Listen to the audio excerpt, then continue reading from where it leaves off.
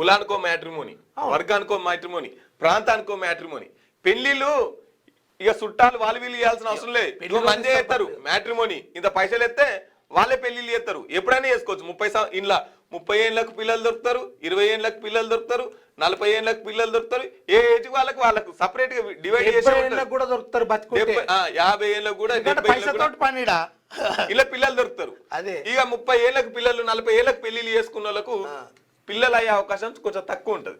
పిల్లలయ్యే అవకాశం ముచ్చట పక్కన పెడితే, నువ్వు ఫస్ట్ ఈడ 40 ఏళ్ళు ఉన్నాడు పెళ్లి చేసుకున్నాడు 2-3 పోతే ఈయనకి 30 ఏళ్ళు పిల్లడ దొరకాలి. ఇక పైసలను బట్టి నడుస్తుంది. పిల్లలు లేట్ అవుతారు కదా. ఈ 40 ఏళ్ళకి పెళ్లిళ్ళు, 30 ఏళ్ళకి పెళ్లిళ్ళు చేసుకున్న వాళ్ళు పిల్లలు లేట్ అవుతారు కాబట్టి IVF సెంటర్లకు పోతారు. IVF సెంటర్లకు పోతే పిల్లల్ని వాళ్ళే కనిపిస్తట్టు చేస్తారు.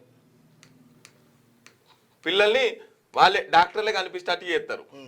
తర్వాత టెక్నాలజీ తర్వాత ఏమైతుంది, ఇంత గొడవచ్చు ఇంకేమన్నా అయింది అనుకో, మళ్ళా కోర్టుకు పోతారు, డైవర్స్ తీసుకుంటారు. ఇదంతా కూడా విషయము మధు, ఇదంతా కూడా విషయం ఏం జరుగుతూ ఉంటదంటే, చాలా డబ్బున్నోళ్ళ మధ్యలో ఈ పంచాదులు, కలతలు, అదే విధంగా డైవర్సేషన్ ఎందుకు వస్తుంది అంటే, నేనేమంటున్నా అంటే ఈ పెళ్లి అనేది ఇంత ముందుకు సాంప్రదాయబద్ధంగా అటేడు తరాలు చూసి చేసుకునే పెళ్లి మందే చేస్తున్నారు.